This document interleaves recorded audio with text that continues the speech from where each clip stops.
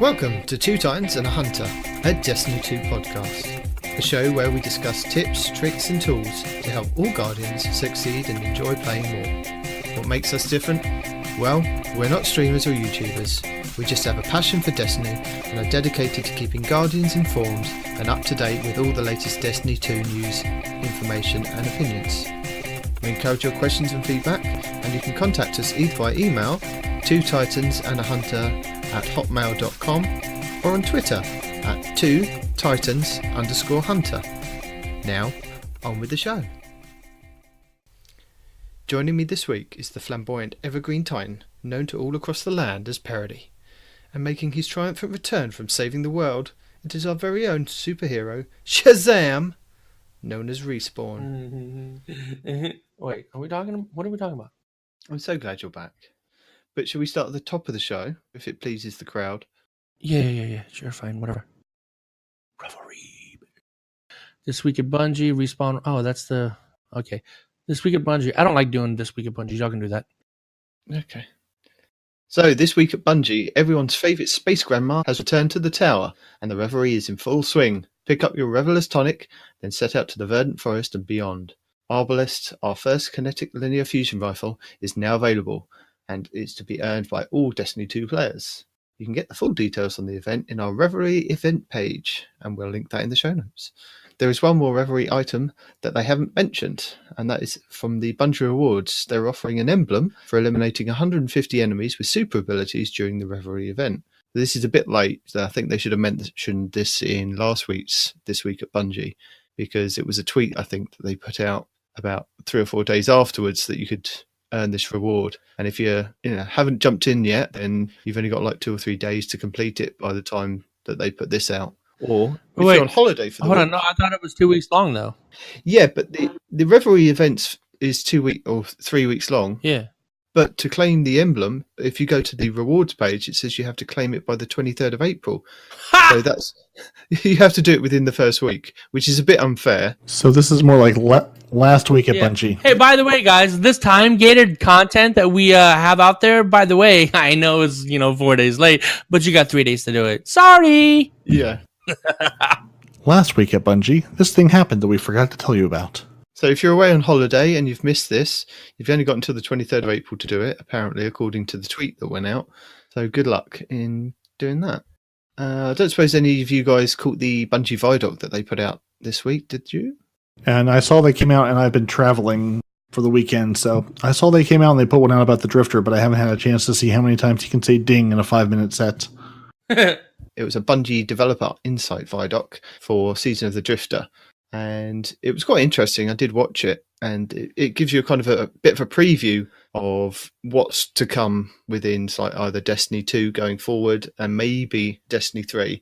With one of the quotes that's been taken from it is the role that the Drifter is playing in running Gambit and Prime is essentially the coming war against the darkness. So choosing when you invade, there's specific lines that he says about, this is what the darkness feels like. So it's kind of hinting at the coming war that's going to happen, and maybe potentially you having to choose a side of light or dark. So it's quite interesting, and I will link the Polygon article that details the interview with Bungie and the actual Vidoc itself. I just want to say this right quick, right? You say pick a side, light or dark, right?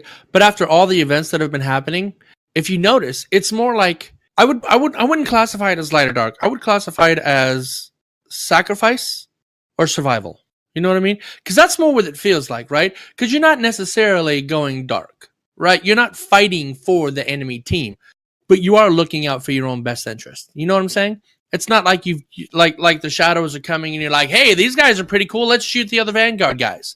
You know what I mean? It's very similar to what you were saying the other week. What? Isn't it? That, where that Warlock Anor isn't necessarily fighting on the right side of the Vanguard. Exactly. She's kind of misleading you down this path of where she's actually going in her headspace, rather than actually looking and listening to the Drifter about what he's actually saying about what the potential what's coming. Yeah, hey, what's coming? Pay attention. And it's not that she's not fighting for the Vanguard, because in her mind she is. She thinks she's doing the right thing. The thing is that she's disobeying the Vanguard because she thinks she's doing the greater good by messing with the Drifter or whatever, even though the Drifter knows what's coming and he's trying to warn everybody, but everyone's like, oh, no, the Drifter's just a butthead. And I don't think it's like that. I think it's more sacrifice or survival. And even if there is a light or dark aspect, I don't think the dark, quote-unquote, aspect is us taking the enemy's side to fight the Vanguard. I think it's more, what links are you willing to go to in order to survive kind of thing.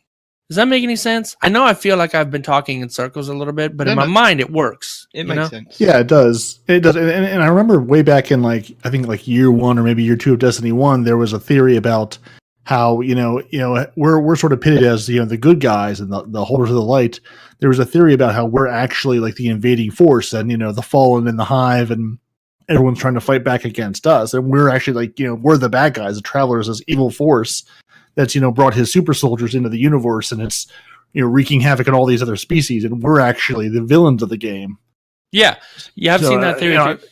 Yeah, I'm sure it's been kicking around Reddit or something. So I'd be really curious to see if there's sort of something, if there's something to that, if, the folks way back then were sort of right about, hey, there is this bigger setup that Bungie either planned to get to earlier or is just now unveiling here, which I think just makes the game more interesting. Well, I mean, there's that whole aspect about the one thing Guardians do, like take leave the fourth wall alone, right? Let's stay inside the game. The Guardians, as a people, whether they be good, bad, or indifferent, right? What's the one thing that they all have in common? Is loot. They are always looking to get better gear. You never see a Guardian just settle down and just chill. No, even if he does stay in one spot, he's still hunting. He's going out and hunting and then coming back. He's going to do his thing and then coming back, right? So they're all about the loot and they're all about getting better gear for whatever reason, right? It's instinctive at this point. Guardians can't fight it. It's straight up instinctive to go get better stuff. Why do we do it, right? We could be, and then there's that whole thing about, oh God, I forgot the guy's name. One of the guys that drew the lore. It wasn't Bife. It was the other one. Right? Myland Games. Thank you. And he was all he read this whole thing about how I think I just derailed my train of thought. About how because like you were saying about raising an army of evil, we don't consider ourselves evil, but the Traveler did raise us with these instincts that we don't quite understand why we have, and then we go after and kill all the things, especially things that have previously had the light and now want the light back, and then other things that want to get the light initially, like the Cabal, right? So we might not be inherently evil per se. Us Guardians, right? The Traveler, he might be evil. I don't know, but we're not. We just happen to be running into all of this nonsense that follows the Traveler everywhere he goes, right? Again, that's what I'm saying. The little pyramid ships that are coming, they might be bad guys. They might be. I heard a thing somewhere saying that they are previous light holders, right? That's why when the light hit them, boom, they woke up, right? But maybe not. They're not the bad guys. Maybe they're other good guys, and we team up with them, right? But just because we take the quote unquote dark side, doesn't mean that Guardians are going bad. That's my whole thing, right? I don't think the Drifter's bad. I think he's done bad things to survive, but inherently he's a good guy. That's why whenever the Shadow dude, God, can't remember his name. Zur or the Dredgens? The Dredgens, thank you. When the Dredgen came and he's all like, you're not using his name anymore, right? Because he's not a bad guy. He used it as a means to an end, and now he doesn't need it anymore, so he got rid of it, right? So I don't think the Drifter's a bad guy. I just think he's a survivalist. And that's what I think is going to come down to in the future expansions or games or whatever is, are you going to be a survivalist or are you going to sacrifice yourself? That's just my 2 cents. Yeah, and I think it would be a really interesting turn for the game to take of actually having a choice, because up until now we haven't really had any choices to make. You can play 3 characters, you can largely do every part of the game, whether it be account based or character based. There's enough time to get everything done if you've got the time to play things. There's really no, sort of the choice between the Drifter allegiance or the Vanguard allegiance was the first sort of choice you've made, where you're sort of locked out of content if you pick one or the other, or at least there's some consequence to your choice. So I think it'll be interesting to see if that's where we're headed in year 3, 4, 5, or where this takes us, where you actually have some choices to make and they're gonna matter. Because before, nothing really matters what you decide to do, because you can just sort of undo it the next week. Actually have some sort of role playingness to this role playing game and have it be less of a space looter shooter. Yeah, and if this comes out, if this comes out, like how far the consequence is going to go. When you choose the dark, quote unquote, dark side, is that going to be account based? Dun dun dun. You know what I mean? Right. Yeah. Yeah. Do you throw your lot in with the Drifter, and now, like, you get thrown into one of the, one or two factions, the Dredgen clan or the Vanguard clan, for lack of a better term. But yeah, is this going to be a big splitting off point where you sort of make a choice, like World of Warcraft style or something else, where your choices actually matter and you've thrown your lot in with a particular group? And I think that's how it's going to be, especially if it's going to be PvPvE or PvEVP. What would be the point in the PvP aspect of the PvEVP unless there was some dividing reason, right? Guardians aren't just going to go out in the middle of nowhere and start killing each other unless they have a reason, right? Dun, dun, dun, dun. Of course, you say that Respawn will be out there just, smacking lunch money out of kids' hand. But yeah, totally. And yeah, I mean, it's like, go out and fight in the world. It's like, well, why am I fighting in the world? What's the point of picking fights with other Guardians? Give me a reason to do this. And look, you might not be far off, but I'm going to tell you, I'm not the guy. I'm like, how can I explain this? I'm like an anti-hero, right? I'm not going to pick on the kids with lunch money, but I am going to bully the bullies, right? So I'm going to be a bully, but I'm going to be a bully to the other bullies. See what I'm saying? I'm going to take their lunch money. Yeah. You're just out there for survival like everybody else. Well, survival, fun, I mean, they're interchangeable, right? It depends on how deep they want to go with this, because it could be that they could divide your character so that you could, at the moment, where you can take the two paths and you can earn the two pieces of lore, and you could potentially do that in the future. But what happens if they suddenly say, okay, so the guns you earned with that person and the items that you earned with that person are no longer transferable over to that person? That's something I could see that they would do, because it's probably something they're thinking about. And does it then split the community? Do the community say it's a brilliant idea, or the other half of the community go, that's a terrible idea, I like swapping this between this character and collecting? Bungie, I think, have a history of doing these bizarre things, or in their mind clear choices, and then when it gets actually released, the Bungie community or the Destiny community go, we don't like that, could you kind of rein that in? It depends on how far they take this, doesn't it? Yeah, but like you were saying, I like that aspect of it, right? Because how right now we have 3 accounts, right? And each one of those accounts, you have to separately do, like, let's say, exotic quests, right? Each one of those characters gets an exotic quest. Why? If you've got it once, it's unlocked for your account, right? But like what you're saying about not being able to transfer between one to the other, that would make sense. If you guys are in different factions, they're not going to communicate with each other. They're not going to trade weapons, right? So I dig that. I dig the whole, Well, that's what I'm saying. A lot of people would dig that idea, but then they're then creating extra work for themselves, because that requires 2 vaults, because you won't all be able to share the same things, or will you be able to share the same things, but certain things will be locked for other characters, kind of thing. You make sense, but at the same time, again, going back to that whole vault space should be an irrelevant issue at this point, right? Who cares? Do like one of those pay to win things. Give somebody X amount of vault space, and then give us ways to earn more vault space. Don't limit it, but make us earn the space on the servers in one way or another, whether it's payment or whether it's, in-game or in-game time, like I don't know if it's still a thing, but WoW used to be able to take money in-game and buy, more time on the servers or whatever, right? Do something similar to that, but with vault space, right? Hey, I played every day this week. Ding, you've got an achievement. Ding, you get 5 more slots, right? Cool. I've earned 5 more slots. Let's do this, right? Vault space should not be an issue. I get your point, but it's like it's a past tense kind of system, you know? I get what you're saying, because at the moment, Fortnite does that in the Save the World part of it. If you play the game, you earn in-game currency, and with that in-game currency, you can then go to, like, there's a certain store in there that you can buy extra character skins and you can buy extra weapons, but it also gives you the chance of adding more slots to your inventory, so you can carry more weapons in your blueprints section or carry more stuff in your backpack. So I get what you're saying, and that works. I mean, when I go and play it, I enjoy then getting to like 300 slots and then like a hoarder that I am, I have to have all the blueprints. So I have to have, although I can go to my collections book and still get those blueprints back out if I wanted to, I still like to have those items, because if they become relevant again, I don't want to then have to spend X amount of stuff to then go into my book to then purchase those back out, to then spend more stuff to then craft the items. I just want them there and then. I don't want to have to keep going and spending X amount.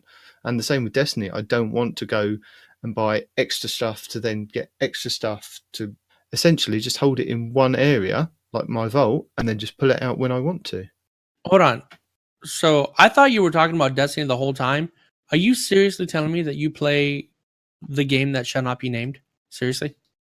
I play Save the World part of it, the PvE part of it, which is you build a fort, you defend it against zombies. So much fun. Yeah. Okay. So yeah, I mean, and I guess this really all comes down to is, Destiny, Destiny 3 and onward, or, whatever our next, whether it starts with the Opulence or whatever it starts next, is it going to be more of a looter shooter? Is it going to be more of an RPG? Are they still going to straddle and cross that line a little bit? And, where's the focus going to be? Because, you can do a little bit of both, but I think, trying to be both things doesn't give you a very good game on either end. So I kind of like to see them pick a direction, and I honestly, I don't know which direction I prefer. I'm leaning more towards, give me more RPG than another looter shooter at this point. But, what would you guys, if you sort of had to choose and say, okay, starting with the Opulence going forward, Destiny is going to go, all into looter shooter, all into RPG more. What would you like to see? Just out of curiosity. Well, Destiny is Destiny because of the aspect of it, right? I mean, it is the way it is because it does straddle both. Otherwise, it would just be Halo or Call of Duty, right? It would just be one of those two classifications. Now, if let's say, let's play your game, and if I had to make a singular choice, right, I would say probably more of an RPG aspect, because the looter shooter part of the game is causing a bunch of problems, right? Like vault space as an example, like random rolls, like different armors, etc., etc. The fact that it is in fact a looter shooter at this point is what's causing some of the problems that a lot of people are complaining about them having. You know what I mean? So if you eliminate that aspect of the game, well, then you can just make it an RPG where you get to shoot people. Which again, I'm okay with, right? But then again, you fall back in the realm of Halo, So and with Borderlands 3 coming out, I mean that's sort of your pinnacle looter shooter with their 60 billion guns or whatever. It's 5 billion guns, I think. As I say sarcastically, I can't remember. Yeah, I mean, either way. What do you think, Demon? I enjoy Destiny for what it is. I mean, apart from limited vault space, if they could give me more vault space, then I don't think I'd have an issue, because I would then constantly play the game, constantly get the weapons that I wanted, and hoard the rolls that of these different weapons. And I think the meta needs to change constantly for PvP. Otherwise, there's no point in me holding on to these weapons, because every 6 to 8 months of a change doesn't really change the meta. I mean, it's I don't know. I really don't know. I don't know. I'm lost for words. I can't choose. I'm notorious for not being able. He just wants to put things into his vault. He wants to pick things up, put them in the vault, and look at them lovingly. And that's it. My mind's just gone. I just need all the stuff, and I need a bigger vault. That's it. That's all I heard. Right. Yeah. Basically, so basically, you just want to have like a giant museum you can walk into and look at all the guns and armor pieces you have hanging up on the wall and enjoy them, and then grab the ones you need each given day when you wake up and leave the tower. Yeah. He wants an armory locker. Just have it all on display. So, these are my swords. Yeah. These are my actually 801. I've got some bad news for you. We've got some competition coming for you. I think Night Demon's after your job. He wants to run an armory. For real, right? He's gonna kill her and take her stuff, 100%. But yeah, I mean, if they could get rid of the loot problem, and when I say the loot problem, I mean A, vault space, and B, the books were a great idea until the weapons became randomized, right? So at the point that they became randomized, I think you should be able to pick, like, hey, I have this gun, hold, I don't know, hold B on the gun or whatever, and it replaces whatever gun you had in your little book with this one. Hey, next time I pull it out, I want this You say particular that. roll, right? Going back again to Fortnite, you can do that in Fortnite. You have a collections book, and whatever card or blueprint that you put in that book is the blueprint that is then held in that book forever going forward. But are the weapons randomized? Yes. Because I've never played the game. I don't know what you're talking about. Because a blueprint can be just like that submachine gun, and it's always the same submachine gun. No, I don't know. The blueprints for the weapons are random, so they'll come with random rolls, and so I've got like 10 versions of like a god tier weapon just sitting in my backpack.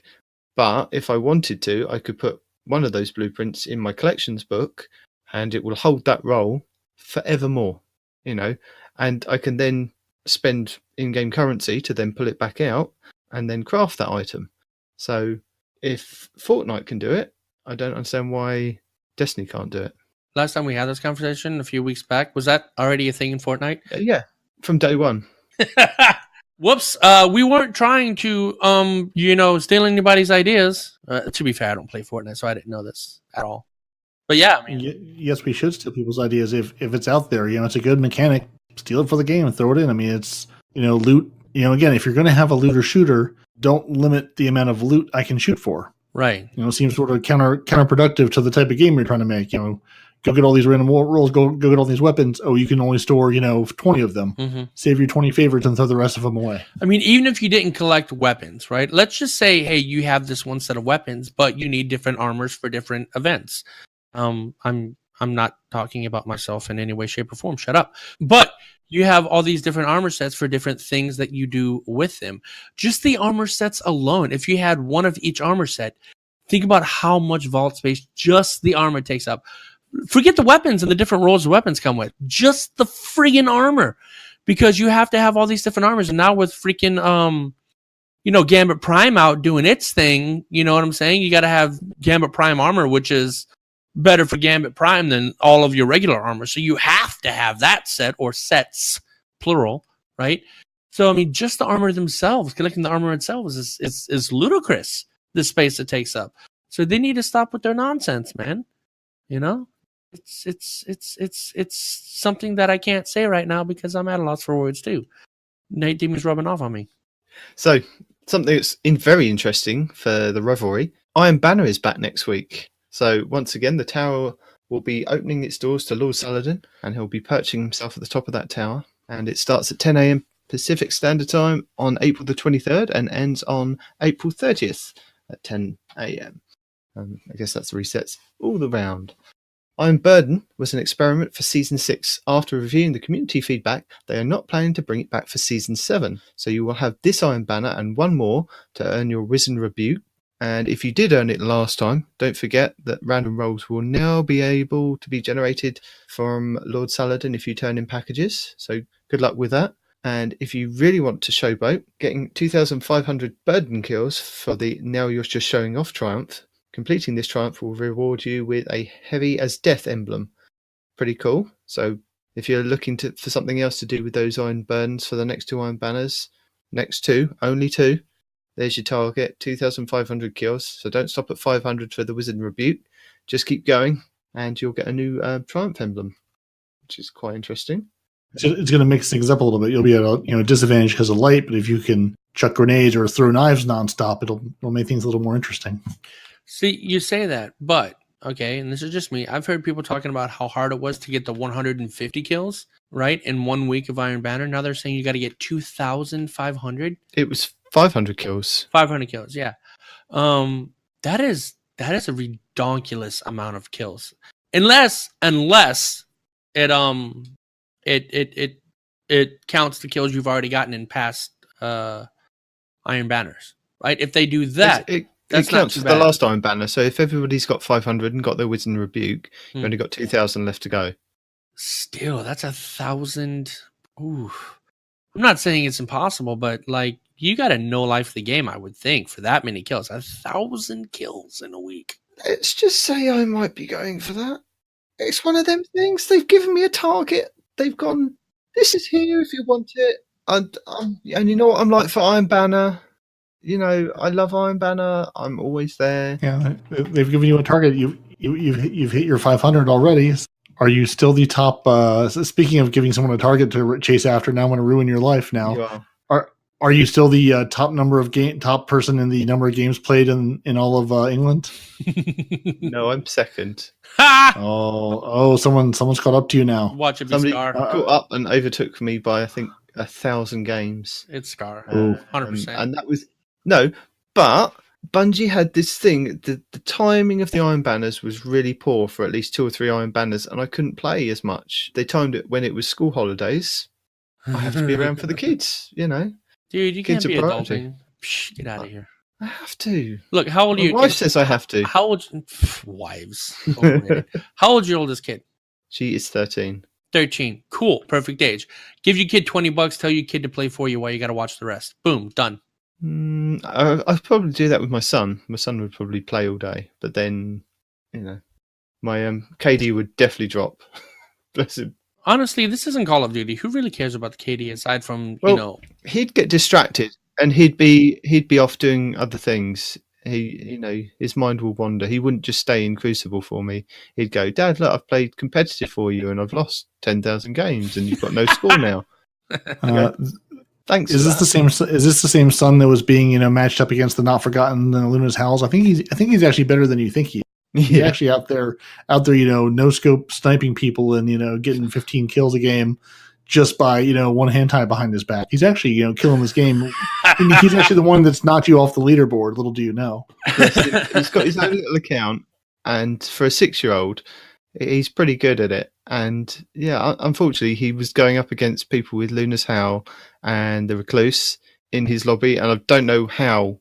It wasn't like it was his first game that day. He'd been in the rotation, and he was just trying to grind out the drifter bounties to get up to 640. So he had to go into Crucible and play, and we put him in quick play. And I think it was the second game, and he came to me. He's like, "Dad, I'm just getting killed non-stop." And I was like, "Okay, do you want me to give you a hand?" Go into the game, watch him playing, and he's getting killed non-stop by a guy with a Recluse. And it's like, this is unfair for a 6-year-old. Come on, there must be people. Yeah, I don't know what that is. The submachine gun that you can get. Oh, that same as the Lunas. You have to get to 2100 in Right. Glory. I'm thinking there's something about matchmaking is off here. If somebody of his skill level as a 6-year-old is playing somebody at that level, does that mean we can all get the Recluse? But was he playing on your account? No. He's got his own little. Oh, interesting. Look at that. Well, I suppose, it's a numbers game, right? You play enough, you're bound to go up, right? Even if you accidentally win games or you get carried. You know what I'm saying? 6-year-old. I mean, hey, don't knock 6-year-olds. By the time my son was 6, he was playing on the same level I was, and I was sponsored by Adidas to play Call of Duty. All right? So don't knock their ages, man. Kids these days are crazy. Yeah. Yeah. Going back to Iron Banner. So the weapons that are available from Lord Saladin this week are the rocket launcher and the scout rifle. So if you're interested in that, then you've got your emblem to grind for. You've got some weapons to go for. Plus it's the Revelry, so you can experiment with all these different tonics and see what you can come up with. Parody, would you like to take us through kilts for kids? We've got more good times this week with more I think that this is Bungie's secret plan. These are actually all just front, charities for them. This is actually the way they're going to make money this year. No, just kidding. So last week we talked about a couple charity events Bungie was doing, and this week we've got another one for Kilts for Kids. In its 8th year, the Seattle Ronald McDonald House is hosting its annual Men in Kilts for Kids fundraiser. This event is a Bungie favorite, and we are thrilled about the more inclusive rebrand. Help us achieve our $77,000 goal and cast your vote for Team Bungie by donating $10 or more. Every $30 donated will pay for the family to stay at the house for one night. Head to the Ronald McDonald House charity donation page to cast your votes by Friday, May 3rd at 5 p.m. Pacific time. And if you need a sweeter incentive, similar to the things from last week, if you give $50, they'll give you an exclusive Kilt for Kids emblem. $100 or more, you'll get a signed postcard by our Kilt for Kids team mailed to you. $250, everything above, plus a digital print of exclusive art made by Mark Fleeg. $500 or more, all prices above, and a physical print of Mark's exclusive artwork. $1,000 all the prizes above, and a Bungie studio visit with you and 2 guests. So, hey guys, $1,000 if we could get that together. You and 2 guests, date scheduled quarterly in the 2019-2020, and announced separately to the donors after the event is over. All travel and hotel accommodations are the sole responsibility of the donor. And then the top 50 donors will receive that signed PS4 Destiny 2 Collector's Edition. Ties will be broken by donation received at the earliest date. So get your money in quickly if you want one of those PS4s. Throw your money around. It goes to a good cause. If you want to hang out with Bungie, get $1,000 together. You and your fire team can go hang out with Bungie and ask them all the questions that they probably won't tell you answers to. But so yeah, get your donations in by Friday, May 3rd, and that's about a little under 2 weeks from now. So it'll be like a week and a half when the show hits your podcast ears. So yeah, get your money into the kilts for kids. Get some kids into kilts. It'll be good times for Seattle. Get some good rewards from Bungie, and yeah, we'll see what they have for us next week as far as donation opportunities go. I'm definitely putting in the $50. I don't know about you guys, but I'm definitely putting in the $50. I'm one of those bleeding hearts that goes to the mall and grabs one of those random names off a Christmas tree and buys a present and sends it in or whatever. I'm one of those people, right? So when I heard about this, I'm like, yeah, I can definitely do the $50. That's not out of my realm of abilities. You know what I'm saying? And it's for a good cause too, right? And I get a cool emblem, right? Actually, I was joking around a bit, but that emblem is actually pretty cool, right? So I don't know if it's $50 cool, but the fact that I get to help kids and I get an emblem that already looks pretty cool, I think is a good thing. That's me. So, and I'm just curious. I know you didn't have it here in the document. I don't know if the exclusive artwork is the artwork from the emblem or if it's something unrelated. I don't know. There's also no page. I don't think there was a picture of it. Yeah, there's also no page link donated, but we will get the link to the donation thing and throw it in the show notes for everybody as well. Cool. So, player support feedback. The player support team is always at your service. They're keeping a watchful eye over the help forums and are ready at any moment's notice to provide information on emerging issues. So, Arc Week emotes. Last week, after update 2.2.1 launched, some players who purchased the Resting Storm bundle were given the Titan Striker Patience emote instead of the Warlock Stormcaller's Patience emote. They've identified the players who've received the wrong emote, and they will receive the correct one in future updates. Players will also receive an in-game message confirming they are receiving the correct emote.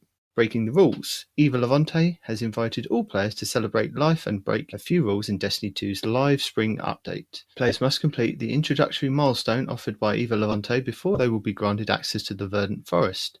Players looking for information about participation requirements, gameplay, triumphs and more can view the Destiny 2 The Revelry Guide. And players have until the weekly reset on May 7th to claim and complete all Revelry triumphs. Known issues. There are a couple of known issues that Bungie have, and they are the Ascendant Challenge law. They're investigating an issue where the Dreaming City law isn't dropping for players who've completed Ascendant Challenges. One skip ahead triumph. Players who are having issues unlocking this triumph must complete the entire Tier 3 Reckoning activity from beginning to end. Sealed Ahamkar Grasps and Nightmare Fuel perk. They're investigating an issue where this perk doesn't activate when the hunter uses a knife trick or tractor cannon. The Wizened Rebuke and collections. They're investigating an issue where this weapon cannot be obtained from the collections. So if you've dismantled it, thinking you can get it back out of your collections, at the moment you can't do that. And they are also investigating an issue with the Antaeus wards and misadventures. So this is an issue where players die due to misadventure when wearing these exotic boots. So basically, yeah, the boots are causing an issue, and sometimes the projectiles are not deflecting correctly. And we mentioned this last week. They're investigating an issue with the blink jump, where players are unable to blink. I think it was like a centimetre off the ground that people were reporting last week. And that's when invading in Gambit or in other areas around the game. For any more known issues that they're tracking, players are encouraged to review the Destiny 2 Known Issues support page. And as always, you should always report any issues that you're experiencing to the #help forums. So, moving on to one of our, I wouldn't say it was kind of topics. It's more of a section of the show that we've dedicated. One of our favorite we've dedicated to our star of the show, Respawn. We've given his own segment. I'd like to introduce you to Respawn Rants. All right, so we've already been doing this every week, so this is new. We've just given it a name now. Actually, no, you gave it a name last time, right? You called it Rants. And No, we told you we gave it a name. Now we've actually given your own section. We're going to allow you to, but if you do go on, you will be faded out with elevator music. We gave you a name. So we gave your section a name, to a we time gave you a frame. spot, and then you abandoned us for like 2 or 3 weeks in a row. So now we're trying this again. See if we give it to you again. If you'll stick around. Look, you can't get mad at me. All right, being sick and then being on the other side of the country are kind of excuses that I can be okay. All right, it's fine. But I'm back now. I'm here. Everything is good. It was only 1 week, right? I missed last week, I think. Only. Whatever, doesn't matter. So here's the thing, right? Elevator music. No, you better stop. Anyway, listen. So everybody knows Titans are running around doing their one shots, and now with the Revelry going on, they have this shield, super that just doesn't stop. Right? So here we are as hunters, right? We got the tickle stick of doom, which is still really good, right? I'll give it to Bungie. That's actually kind of fun, and the fact that we're back on the top for DPS in the game is also pretty cool. But for the Spectral Blade users, that thing was going really, really well, right? So what does Bungie do? Does Bungie touch any of the Titan skills? No. Does Bungie do anything about this infinite throwing shield for Titans?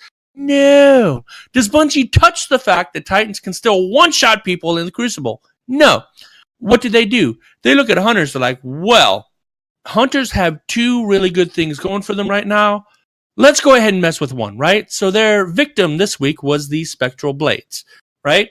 So one of the things is when you're out of stealth, right? The damage reduction has gone down from 60% to 52%. So you're not even as tanky as you used to be out of stealth. And in stealth, right? Hey, I'm invisible. I'm even more tanky. Wrong. Because that's gone from 62 to 54.4%. So even in stealth, you're less tanky. Is that all? No, my friends. That is not all. They didn't finish. On top of that, the super length while out of stealth and you're not attacking has gone from 17.5 seconds down to 14.5 seconds. And let's just say you're in stealth. You're doing the attacks. You're doing exactly what you're supposed to do. Well, that's gone from 26.6, down to 23.5. So that's also been nerfed. And your melee cost, every time you swipe that blade, has increased by 50%. So you can't even swipe as many blades anymore. This is absolutely ridiculous, right? And you'd think that they would stop with that. And my voice is going out already. You'd think that they would stop with that. But no. They had to attack the exotic. That's also going with this. They haven't done it yet. They're, quote unquote, taking a look at it to see if it needs a nerf, right? This comes from Bungie.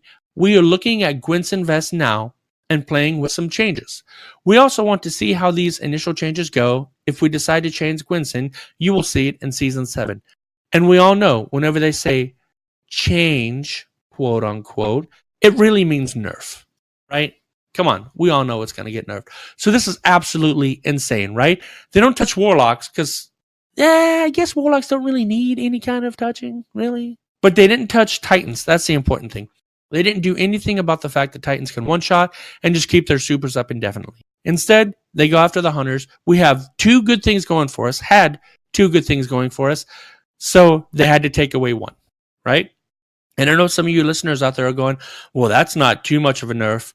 When you play as a hunter all the time, and especially you have that Gwyn's Invest on, you will notice the changes. You'll see that your super goes away so much faster, and you're so much easier to kill when in and out of stealth. It's absolutely ridiculous.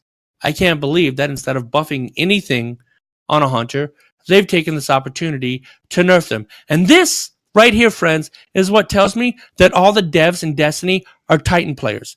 Because the fact that they've given the Titans so many advantages in this game, and right when a hunter starts to catch up again, they nerf us 100%.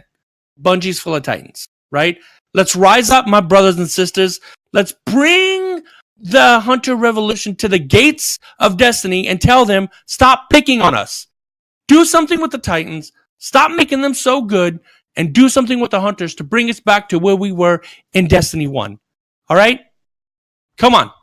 And you two that are in here with me, you don't get a say because you're Titans and you're stupid. stupid good anyway with your stupid Titans and stupid infinite, stupid supers, and just shut up.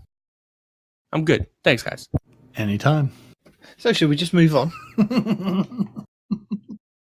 Drop mic, show's over, and we're out. Right? After that little rant. But honestly speaking, though, I mean, look, jokes aside about the whole, everybody inside Hunters get one nice thing. I'm sorry. You get one nice thing. Two is too many. So Respawn, going over the Gwisham Vest, if you were a Bungie developer and you had to do the change, and they've already implemented these super changes, what would you do to the Gwisham Vest to balance it out even further? Is there something that you could do? No, you wouldn't do. I'm asking you. I would. What would you do? Well, there's a couple of things you could do. You could utilize the fact that it's an exotic and bring the super back up to where it was, right? Or even make it a little better, right? You could keep it the way it is and just add another ability where, like, every kill you increase the damage, right? So let's say, especially since every swipe takes more and more energy to use, right? So you should make it easier to kill people with the Gwynson Vest to make up for the energy cost of the swipes, right? So if you have to take 2 swipes to kill somebody, the next one should only take 1, right? Or what they could do is increase the lunge range. I think that's what I would do. Actually, now that I think about it, that is what I would do. I would increase the lunge range. See, I like your thinking, because I think the way that they've worded that they're going to possibly change the Gwisham Vest, players are thinking, oh, they're going to nerf that as well. They haven't actually said. No, but they haven't said they're going to nerf it. Maybe because they're going to wait until these supers are changed to see how it plays out. Maybe, like you're thinking, if the supers play out the way they're thinking, that it's just brought it back in line just enough that maybe they need to buff the Gwisham Vest to add you those seconds back onto the super and add that damage protection from the damage reduction back onto the Gwisham Vest to make it a more potent, exotic to use. Maybe they're going to make it the exotic to use for Spectral Blade and give you that back, but you have to sacrifice wearing another exotic for those things, because at the moment you don't need to necessarily wear the Gwisham Vest to be a really good stealth hunter. It just adds... the Gwynson Vest just gets you. It helps you maintain your super longer. What it does. But maybe they're going to change it that it does that slightly less, but it gives you these extra points back on the damage reduction and the super length. So it brings it back in line to the way that it is now without the Gwisham Vest, and then you get the added extra bonus. So you see what I mean? It slightly buffs it and nerfs it. But that in itself would make me angry. I know I suggested that's probably something that they're going to do, but if they did that, that would also make me angry, because that's essentially just bringing me back to where we were before you nerfed my super to begin with. But what they're saying is that the super is really good at the moment. It's but so what? It's a super. Look at all the Titan supers, man. Look at the Warlock supers. It's supposed to be a good super, but it's outperforming the other supers for the Hunter. Just specifically Hunters. It's outperforming, Golden Gun and your Arc Staff. So I think they're trying to bring it back in line with that respect, so that you have more options. You don't necessarily have to just go, oh, I'm a Spectral Blade Hunter. Let's leave Tether out of this. But, Golden Gun, they've added those extra... But you can't leave Tether out of it, because that's the thing, right? Each build should have a reason for it, right? Hey, I'm going to PvP. I'm going to be a Spectral Blade Hunter. Boom, that's your build. Hey, I'm going PvE. I'm going to be a Tether Hunter. Boom. Hey, we're going to go fight a boss. I'm going to be an Arc Hunter. Boom. That's the whole point of it, man, is to have different builds that specialize in different things. Yeah, but right? What I'm saying... It doesn't outperform. It only outperforms them in PvP. That's it. The Tether is a super for shutting down other supers, but you don't necessarily see it that much, apart from in Mayhem, in PvP. Exactly, in PvP. They need to buff the Quiver, or they need to buff normal Tether in PvP, that when you actually do fire that damn thing, that it's an instant thing. You're not going to wait 10 seconds for it to hit the floor before it then tethers the Titan that's throwing a hammer at you. You want it an instant thing. As soon as you fire that thing is like Spider-Man's sticky web. It comes out, it just attaches to anything, and it shuts down any super within that area. I don't want to have to fire it. I also wouldn't be opposed to some kind of a tracking. Yeah, I don't want to have to fire the damn thing. Nice. And wait for it for those split seconds, and that blooming hammer's going to hit you in the face, and there's nothing you can do about it because they've got tracking on the hammers. Oh yeah. So why haven't you got tracking and an immediate stop? We don't have any tracking on anything, as far as I can tell, for hunters, right? So warlocks have tracking Dawnblade, right? They have a tracking Void Bomb, right? And technically, the tickle fingers could be considered tracking because it reaches out and gets the things close to you. But did they take the tracking off the blade barrage? I know there was like a little bit of tracking at one point. Did they add that or remove that? I don't remember. It's still there. Right? Yeah. But I mean, honestly, with the blade barrage, you're hitting everything in the room anyway, whether it tracks or not. Yeah, but the tracking sometimes works against you, right? So, and I've run into this, right? I'm attacking this one guardian, right? He's hopping up and down and everything like that. Another guardian comes in the room and is behind me.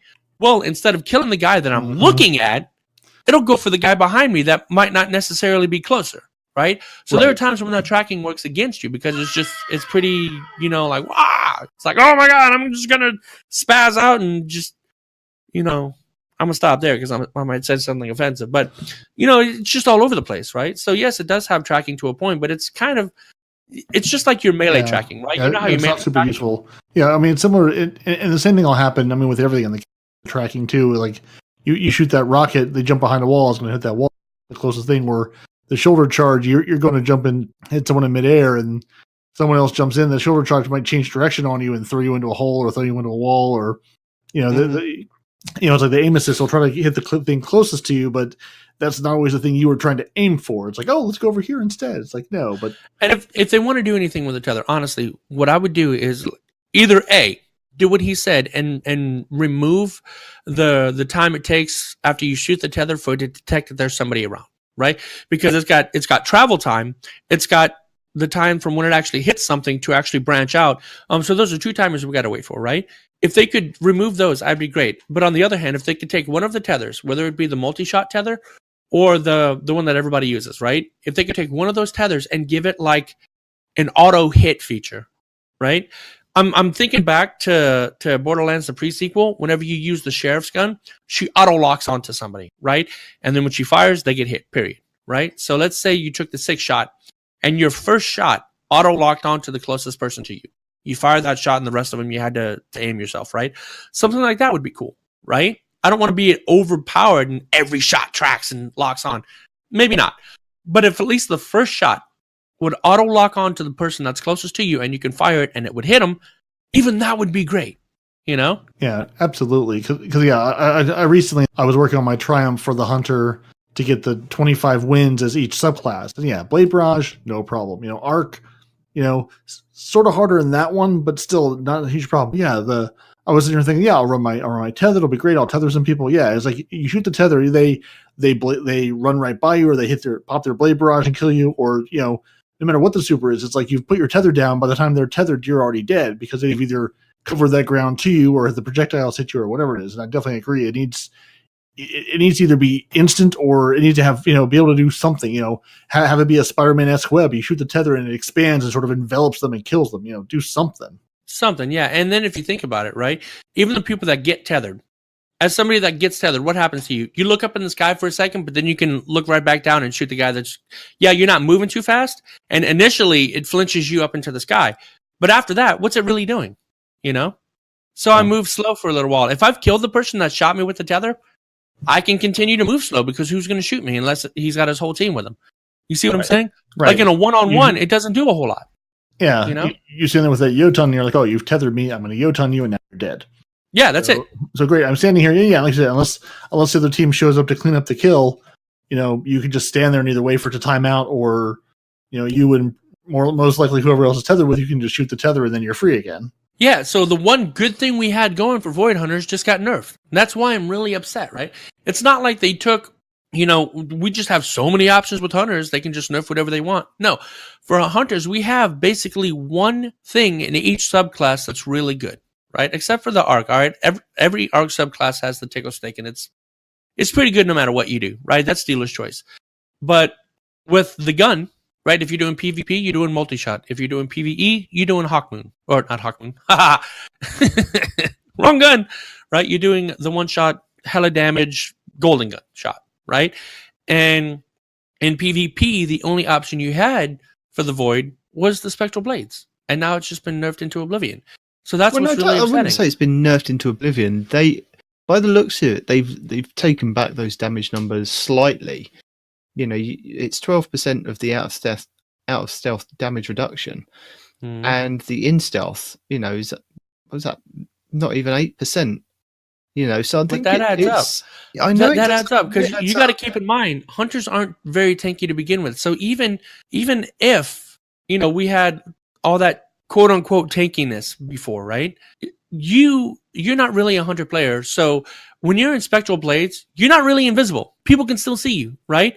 And you can still get, in some cases, one-shot shotgun killed. You can, right? But the thing is, you can do that now with a one-shot shotgun kill. But if you're a sneaky hunter and you're just coming up from behind and slashing people, this is still going to be effective. You know, it's not. The idea is to be stealthy, not run straight at somebody in their face or run straight at a team, because they're all going to see you coming. But that's not the idea. That's not the idea, because if you look at it, right? If you look at it, it favors you attacking people. Attacking people increases the duration of your super. If it was meant to do what you're talking about, the melee cost would be, not as high. You know what I'm saying? Like if you're meant to run around stealthing people, they want to keep you in stealth. So you run up on somebody, you got them, right? But now with this melee cost increase, once you go, you got them, super's over. That's it. No, that'd be silly. Come on, man. The light melee cost has increased, but they haven't increased the heavy melee cost, which is the one that you use to go into stealth. The heavy one's the one that you go into stealth. So light melee. That's what I'm saying. The light melee is what you use to kill people, and that's been increased, man. No, but you can use the heavy as well. It's also what you use to close the gap between you and somebody else, too. That's what they don't. I think that's what people are upset about, is the fact that using the light melee to then, get to people faster is ridiculous. And? What do you mean ridiculous? Coming from a Titan that can throw hammers that track me? Excuse me, what? Coming from warlocks that throw fiery blades that can track me? Really? No, it's not overpowered. That puts us on the same playing field, right? Well, obviously it's not. Obviously they've done the testing and they've said, no, that's not allowed. You should just run like everybody else. Oh, yeah, but it's okay for Titans to have tracking hammers and one-shot melee kills, right? But that's okay, right? Lord forbid the hunters actually have some kind of advantage. You see what I'm saying? It's not balanced, man. You guys got 4 subclasses that could potentially one-shot. You have supers that are never ending. You have supers that can track. Hunters are nowhere on the same level as Titans are. And people can argue, if you're a good hunter, you can do X, Y, and Z. And they're not wrong. But in a straight-up one-on-one, most of the time, hunters are going to lose, man. It's just the statistics of it. It's just damage numbers. Titans overpower hunters. Period. If we can catch you. Yeah, that's if we can catch you. If you're not bouncing you have around tracking the map. hammers. You have tracking hammers and tracking throwing shields all the time. I'm trying to just shoot you with my auto rifle, and it's not happening because you're bouncing all over the place. We're talking about supers. We're not talking about out of supers. We're talking straight supers, man. Because out of supers, hunters can do a lot of crazy stuff. But we're talking supers, just plain old supers, And I guess I brought up the hunter or the Titan melee, which is not a super, I get, but it's still got super damage numbers, because it can one-shot me with full health, full shield. That's ridiculous, And the fact that we can use Spectral Blades to close the gap between us and the people with homing supers should not be quote unquote overpowered.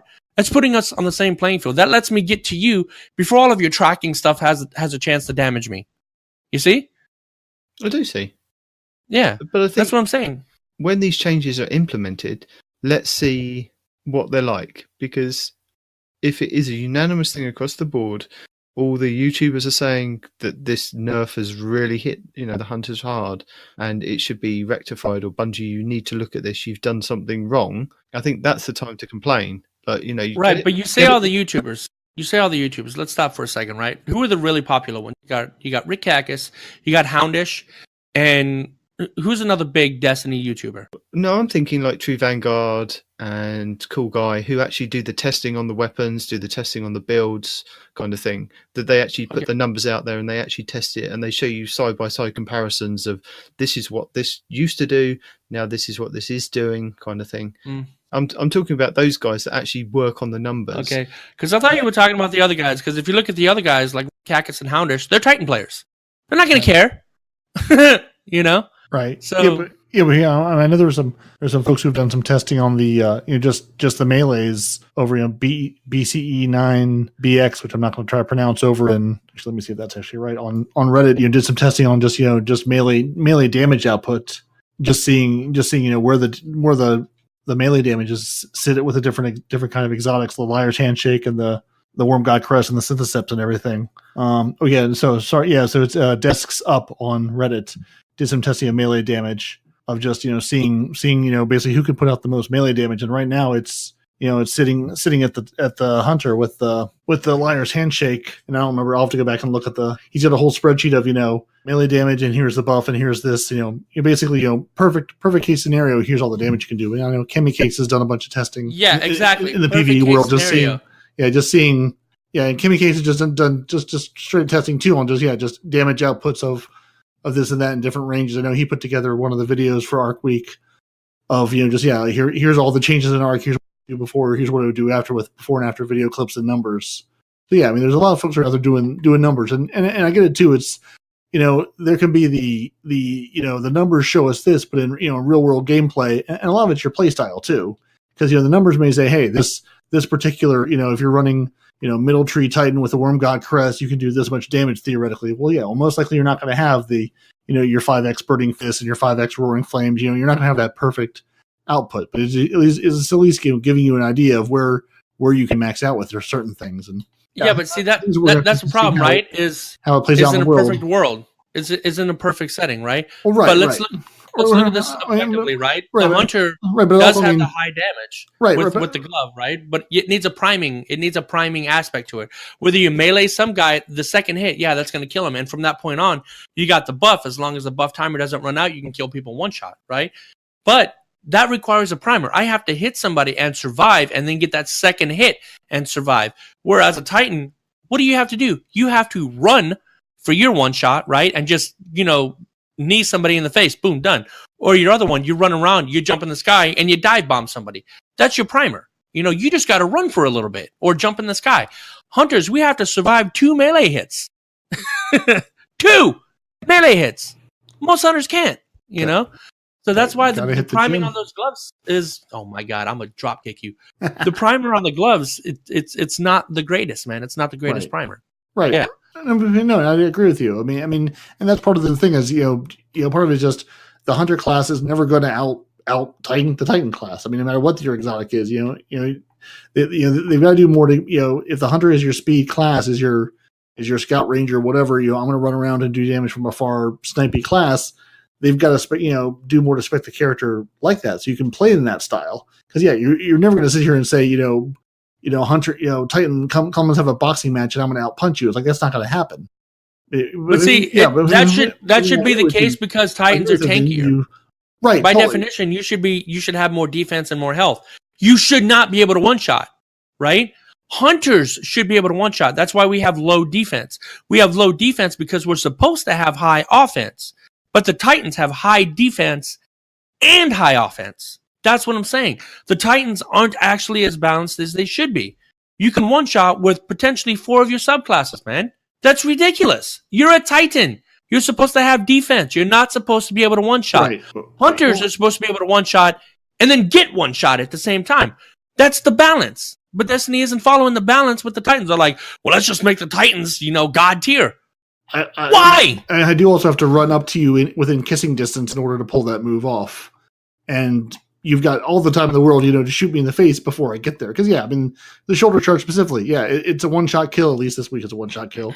I still have to walk up to you within distance of, making out with you in order to pull the move off. And even then, you got to. And honestly, like even then, if you dodge or you move, I could very well go flying off. Dodging doesn't work.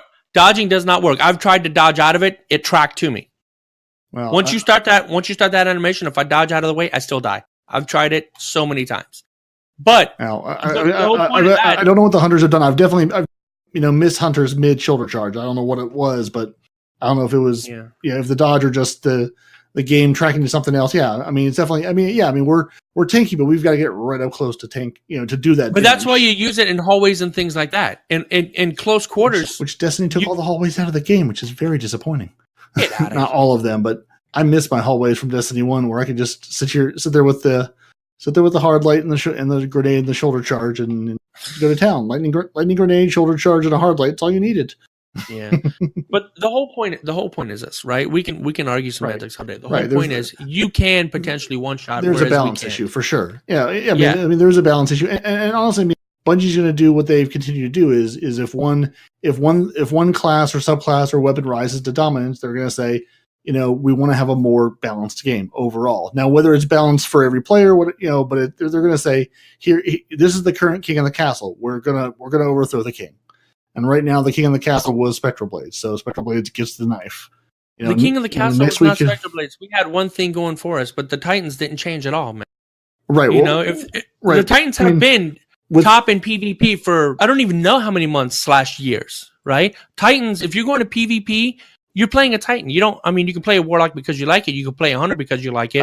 Or out of sheer principle, right? I see a lot of Hunters in PvE. And obviously Bungie has numbers we don't have access to. Bungie sees the numbers across the, however many hundreds of thousands or millions of the player base on all the platforms. They're seeing from a huge perspective of the top people, the bottom people, and everybody in between, overall what's up there. And I know they put some, was it last week, 19 or week before last? I know they put a couple of numbers out on, like the weapons people were using in comp, across everything.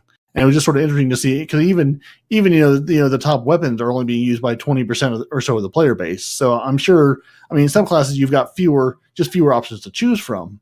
But I'm sure it's, they're seeing, here's a big issue with, we're seeing this used way more than everything else. It's just, and maybe it's putting out more damage. Because it's the only good thing to use in PvP. They're looking at. That's why, man. Even after this nerf, it's still going to be what hunters use because it's the only thing that we can reliably use in PvP. We don't have as many options as Warlocks and Titans do, man. So yeah, the fact that the one thing that we can actually use to compete inside PvP was taken away from us. Well, not taken away. We're still going to use it because it's the only thing we can. It's the only thing that makes sense to use in PvP. Well, what I want you to do is wait for this to actually go live and then come back and tell us your experience. Try and be non-biased about it, and actually find out some information of numbers and things. But, I'd like to hear your view on it, post-nerf, rather than, this is wrong now. I understand that you're upset about it, As a Titan main, I'm upset about it because I don't use Spectral Blade as much as I should. I've got the Question Vest.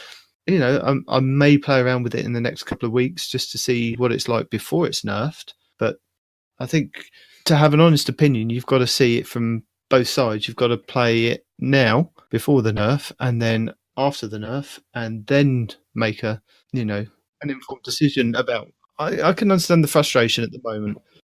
So, should we move on? Is that one done? Have we killed that one? Yeah. The horse has given up on life. Okay. So the Revelry, we've got an update for you. There's a slight guide for the Arbalest. So to obtain the Arbalest, you need to do two things. You need to do the Triumph, which is party hard, and you also need 300 essence. You need to do the 7 Triumphs, which is part of the party hard Triumph. And some of the easiest ones to actually do that have been pointed out by the community are Spring Cleaning, which is clear simulation branches in the Verdant Forest, and you have to clear 50 of those. So that's not that hard, even if you go in with a team of randoms or even if you do solo. I did a couple of solo ones just to see what it was like and get a feel for it. So I think I did about 7 of those. And then once I jumped into matchmaking, I did one round. I think we did about 18, and the next one we did about 22. And yeah, it was pretty quick. Got that one done. I think I only played for a space of about an hour. And we have Melee Mayhem, which is during the Revelry event. Land melee final blows on enemies in the Verdant Forest or any Black Armory forges or in raids. You have to do 100 of those. So that's not so bad, because over the time you're walking through the forest, something will sneak up on you, you melee them. That's not going to be too hard to do, especially if you've got your tonics going. Exactly. I was saying, especially with the good mood boost of the tonics, you can melee for days, especially if you use a ranged one like the Hunter Throwing Knives or the Death from Above Titans. You can just melee all day, every day. Yeah, that's what I was going to say. I mean, I've been using my Warlock because she's the only one that's below 700 power. And I thought, I'll take her in there and play around with her and see what I can get from it. So the other triumph that you can work on is Fireworks, which is during the Revelry event. Land grenade final blows in Crucible, Gambit, or Strikes, and you have to get 100 of those. Again, not so bad. Spring Hunt. So during the Revelry, defeat 3 bosses in one run of the Verdant Forest, and that's the final encounter part of it. Once your timer runs out, you'll be spawned into the arena area where you come up against 5 bosses in total. If you defeat 3 of those all in one run, you get the Spring Hunt triumph, and that should count then towards one of your 7. Super Celebratory, which is during the Revelry, defeat enemies using supers in any activity. Pretty easy. Got to get 150 of those, and that's the one that you need to get for the emblem. So if you've already done that, go onto the Bungie rewards page, make sure your account's linked, click on the Super Celebratory emblem, and you'll be able to get that in your Postmaster, hopefully. You've got Verdant Light, which is cooperative, and it says during the Revelry event, generate orbs of light in strikes or raids while affected by the Revelist tonic. So again, that's quite straightforward. And you've got Verdant Light events, which is during the Revelry, generate orbs of light in the Verdant Forest or in Black Armory forges whilst affected by the Revelist tonic. So you have to get 200 of those. So the easiest thing for that is to boot up the Nightfall this week. So you can do that solo, and you can go and do Lost Sectors. You can spend your time shooting for precision orbs for that, and that will count for the strikes and in any event. So that's a handy little tip. And I will link an Arbalest guide by Planet Destiny where they go over some of the tips and things. But if you just wanted to kind of get a general idea of what 7 triumphs that you can get, those are the 7 easiest ones to kind of do. And all that time you're kind of generating the Reveler's essence. And Patrols give them to you, strikes, crucible matches, waking up and stretching at the tower. I mean, you play the game, you're going to get the essences. Yeah.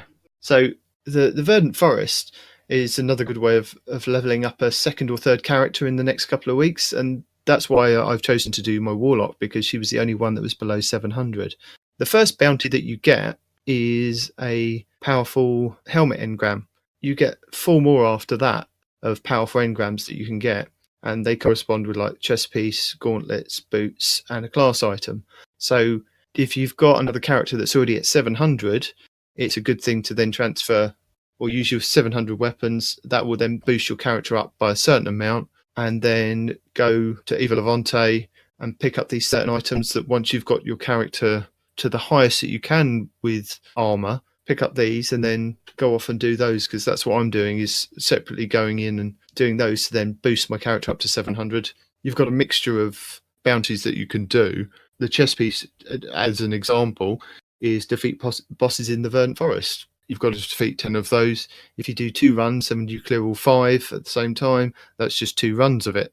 Pretty easy if you've got a good team working. There's other ones that you have to go and just generate orbs in strikes. I think there was one that you had to do 50 orbs. But it's quite easy because you can then plan and make sure you're getting the right items for your character going forward, because I know we've spoken a lot over the last couple of weeks of how to level up your character and the issues with RNG of going and doing, your weekly stuff, and you're constantly getting weapons where you need an armor piece. Well, this is going to give you an armor piece, and it's going to give you a specific armor piece. Whereas now the changes with the Drifter, you can get a helmet definitely from doing Gambit Prime and the Reckoning bounties. And if you go to the Forge, you can do the 2 Forge weapons, but then the 3rd item that drops from doing those 2 Forge weapons is an armor piece. And hopefully, if you've kind of, with doing the Revelry and then doing your Forge and your Drifter stuff, that you can kind of near enough play RNG to its strength and get the things that you need. You're saying you can use RNG what I for mean? good and not for evil? Because I'm unfamiliar with how this works. Although I did have to tell you and Respawn the other day, playing on my Warlock, I did get a service revolver to drop in a strike legitimately that I didn't have to buy or bribe Zavala into. So it did actually drop for the Warlock. Still have not seen one on the Titan. So maybe one day it'll happen.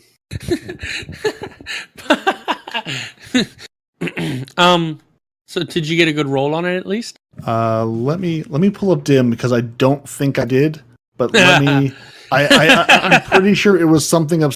Let me pull up Dim so I can not do this from memory because I honestly don't remember. I don't think it was as bad as my first Spiteful Fang drop. Okay. Let's see.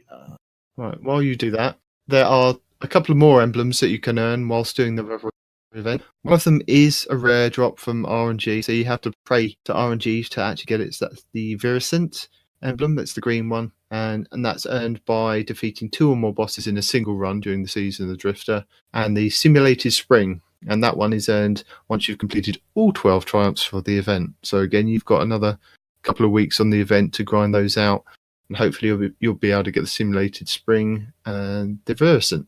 Back to you, Parody. Okay, so I was actually incorrect. I got it to drop with triple tap and kill clip on it, along with either ricochet rounds or accurized rounds, and hit mark HCS or the sure shot HCS. So actually, no, it was not. It was not a horrible round. It's not. Yeah, no, handling it's not bad. bad. So yeah, so I mean, it was better than the snapshot sights and hip fire that my first Spiteful Fang dropped for. So yeah, it wasn't terrible. I mean, at least it had kill clip on it. At least it had something that was a decent roll, not firmly planted and triple tap or something. I don't know. So yeah, it wasn't a terrible drop. At least I got 1-2 drop. Which is the only other one I've seen besides the one I bought from Zavala. Okay. As I said earlier, the Revelry Essence is easier to obtain whilst in the forest and doing dailies. So there are hidden chests within the Verdant Forest, and it's very similar to the Haunted Forest, that it will just kind of be in an area just off to the side. And when I was playing with the random players, I was following the path, going off and killing things, and suddenly it'd come up a little message on the screen, plus 5 seconds, because they'd found a hidden chest. I'd be like, oh god, run back, open their chest, and bypass, run past them as they're running past the other way. So keep an eye out for those. They are dotted around the hidden forest, and if you are playing with randoms, more times than not, somebody will find that chest, and it adds seconds onto your final boss encounter, as well as getting the essence from the chest, and you get between like 10 and 15 essence when you open that chest. And for every few branches that you do clear, you gain an additional plus 5 seconds for the final boss encounter. Again, I think it depends on where you get to in the forest, because I thought it was going to be like every 5 waves or 5 branches that you then get to. You get to an area that's non-respawning, and you have to take out the enemies in that area and then get on the platform and restart the next part of the forest.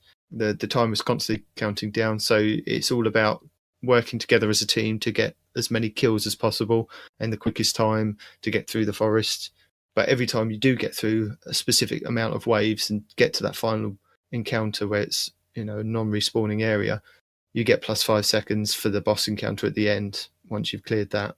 And to be honest, it doesn't really matter whether you've cleared 15 waves, I'm saying 15 is a minimum here, or 100 waves. You'll still have time to try and kill the 5 bosses that spawn.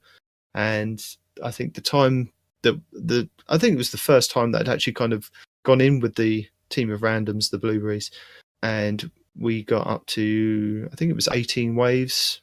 We'd cleared 18 branches, and then we got to the bosses, and I think there was a Tether Hunter, a Hunter with an Arc Staff, and myself. We cleared those 5 bosses pretty quick. I mean, some of them are a bit more tankier than others.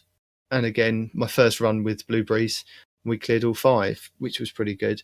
And you get a chest for each boss that you kill, so up to a maximum of 5. And in each chest, it can drop you between 10 and 15 essence from each chest.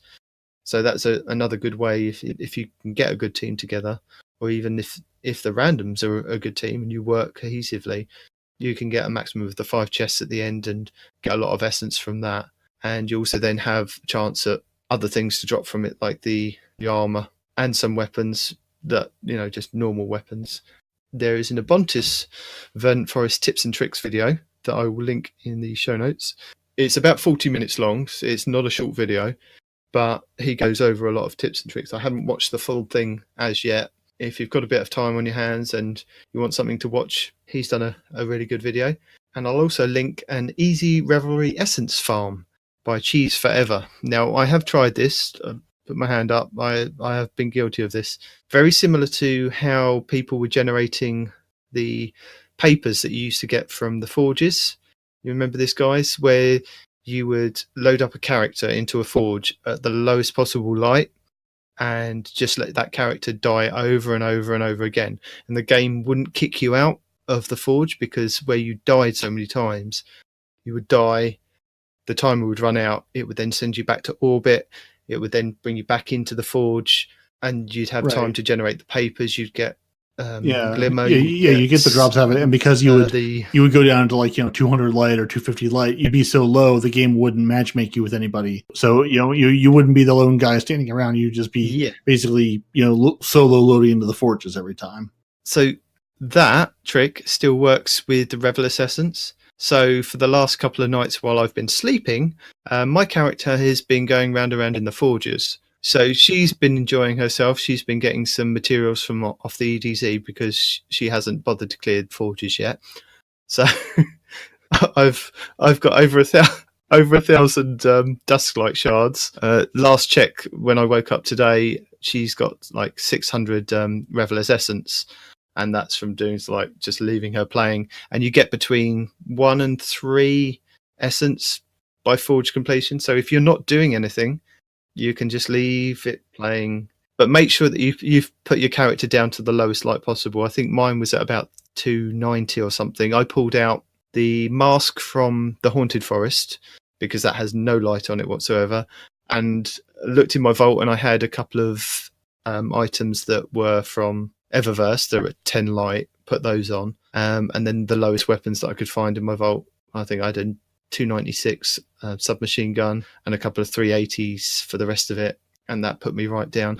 But then funny enough, when I looked back on my progress, because the first night I think my Xbox decided it was going to put itself to sleep after 6 hours of not being connected to a controller, I went back and checked. I thought, I wonder what time it kind of logged me out, and it had put me in a match with other players. I thought, oh God, no, they must think I'm really bad. But funny enough, they didn't have any kills either for about 20 or so matches. So I think it match made me with somebody that had 10 light. With somebody else who was doing the same thing. Yeah. So it match makes you with the other players. And as long as nobody's playing, you're not kind of doing any harm. So I will link that video in the show notes because that was quite interesting, and I thought, I'll try it just for science. I'm trying it for science. Please don't ban me. You've managed to find the hidden underbelly of all the people standing in forges looking at each other going, fancy meeting you here. You gonna fight? No. You gonna fight? No, me neither. Which reminds me, you mentioned last week doing some science. Did you get a chance to take your Haunted Forest masks into the Verdant Forest and see if it did any good? If Chad the Knight came back to haunt you? I'm a little disappointed. There's no Chad the Knight this time. There's no one. Chad's not running you around. And for those of you who don't know, Chad is the name we have lovingly given our giant knight from the Haunted Forest that would chase you and was invulnerable and would try to murder you. So, which we may or may not have stolen from somebody else. If so, we stole from somebody else. But yeah, his name is Chad. It's much easier to yell Chad's coming than, hey, there's a giant knight behind me. Yeah, no Chad, no Chad, no friends, no ogre chasing you. It's a much more peaceful forest. No, I didn't get a chance. I pulled the mask out, but I haven't had a chance to actually go in there and do it when I wasn't playing with Blueberries. And I thought, if I run in here with a mask at really low light, it's going to really mess things up. So I played normally for the hour that I played, and then I'll go back in. I am going to test it. We've got another couple of weeks, but I will test it. No, they're going to love you. So, moving on to Orbs and Errors. Who would like to take us through this one? I can do Orbs and Errors since I know how much Respawn loves reading errors and orbs. So earlier today, we announced we were disabling precision orb generations in Raids, Gambit, and Gambit Prime due to orbs causing frequent guitar errors, leading to players being removed from those activities. We've also disabled this functionality in competitive Crucible. So this is not what everyone has been asking for, disabling the tonics. You can still throw your unlimited grenades or unlimited walls or knives. So it's just when you get the headshot kills, the precision kills, with the headshot, you have a chance to generate, multiple orbs, a sort of, grunt birthday party-esque explosion of orbs. So they've turned that off and get, basically anything competitive or anything PvP based, still on in quick play, it's still on in strikes, still on where it's, not causing those guitar errors for whatever reason.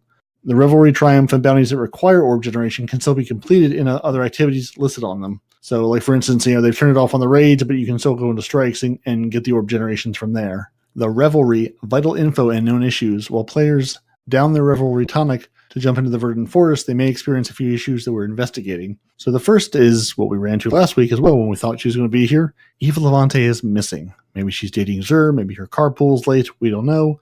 We're investigating an issue where Eva Levante doesn't appear for some players in the tower.